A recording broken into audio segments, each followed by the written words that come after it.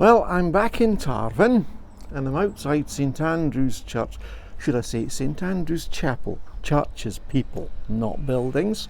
And it says, "Come on in, we're an official place of welcome, a national network of friendship and hospitality." I wonder what that means. Does it mean that they are a social centre and nothing else? Well, unfortunately, I'm too late to find out for their coffee morning, so at some point in the future I'll time it just right so I'm there for the coffee morning and we'll see what this national place of welcome is really all about. And once again, the trees the trees seem to be a guard of welcome. I'm at the War Memorial and just look at these ornamental poppies. I didn't spot these the first time I was here, but with a bit of a clean up, I suppose, they look most interesting as a piece of art. But as I say, they are also a remembrance of war and violence and the loss of life. And these little crosses with poppies on them symbolise the same thing.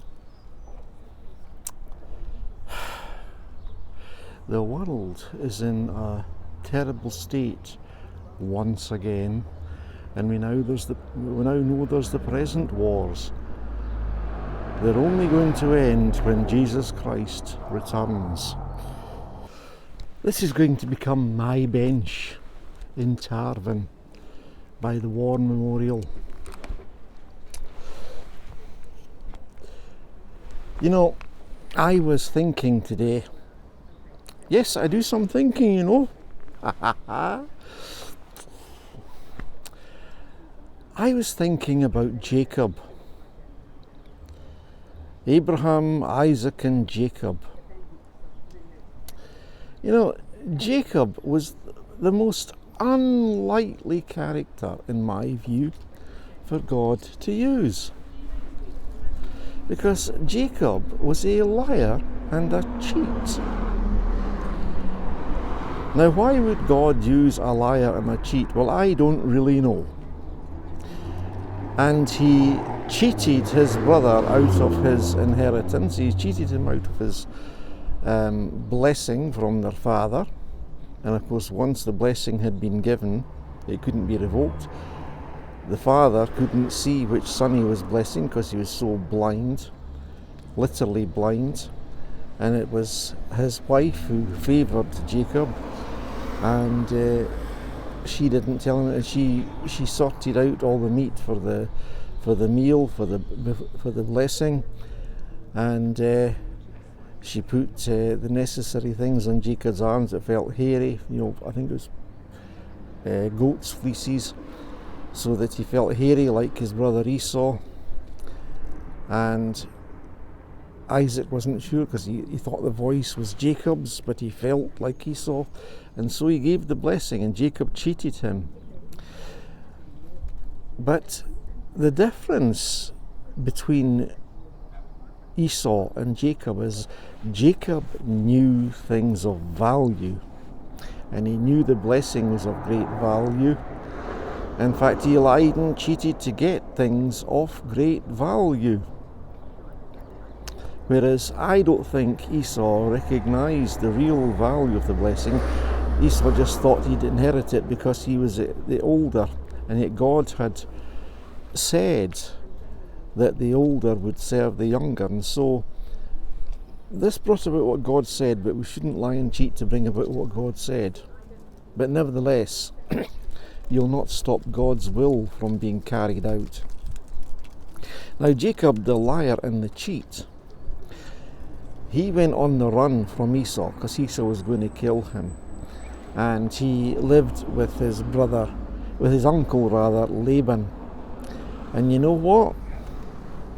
Laban was a far bigger liar and cheat than Jacob ever was, because Jacob wanted to marry one of his uncle's daughters, which he thought is beautiful. And when the time came and he got married and so forth, when he woke up he found out that he'd been given the older daughter, not the woman he thought.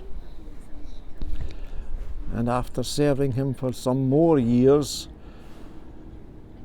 I might add that Jacob had already served him 7 years. He had to serve him another 7 years to get the daughter he really wanted. And so Jacob found out what it was like to be lied and cheated to. It's amazing how things often come back to bite us. I wonder if Jacob found out from the way he was cheated that lying and cheating is a bad idea. Perhaps he did. But nevertheless, God used him, and God, it amazes me that some of the characters God uses are people that I personally wouldn't choose. But then, of course, I wouldn't choose me. There's a thought. Why would anyone choose me? Because in some respects I'm pretty useless. But there you go. Jacob. And I was thinking about someone this morning whom I won't name, but I thought, he is a liar and an unscrupulous and devious person. Does God use him? Well, let's just say I pray for him that he learns. That he learns not to lie, not to cheat, not to manipulate, and be honest with himself about what he's like. Does God use him? Well, maybe this video is the result of God using him.